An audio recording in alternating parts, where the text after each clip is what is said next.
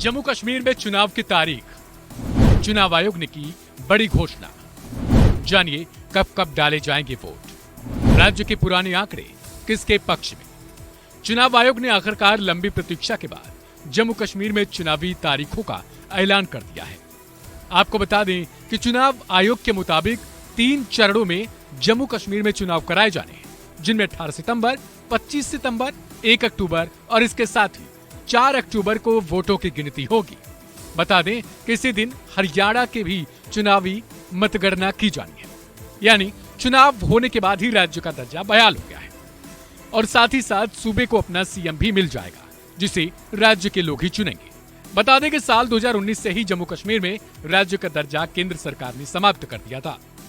केंद्र सरकार की ओर से कहा गया था कि सही समय पर राज्य के दर्जे की बहाली होगी।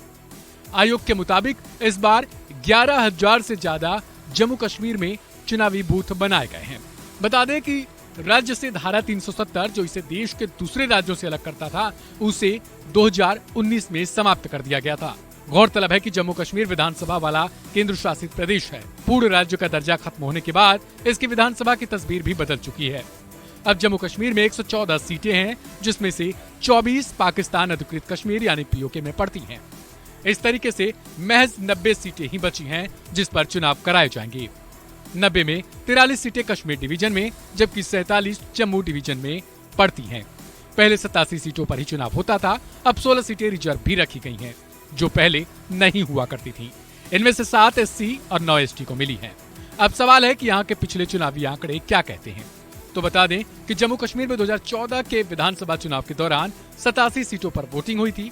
इनमें से 28 सीटों पर पीडीपी को जीत मिली थी, जबकि बीजेपी के खाते में महज 25 सीटें गईं।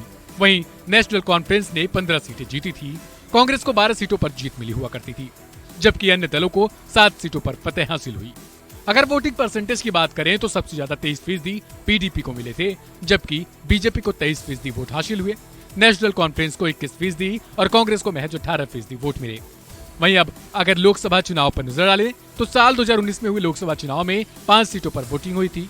इसमें से 2-2 सीटों पर बीजेपी और नेशनल कॉन्फ्रेंस को जीत मिली, जबकि 1 सीट पर निर्दलीय ने जीत हासिल की।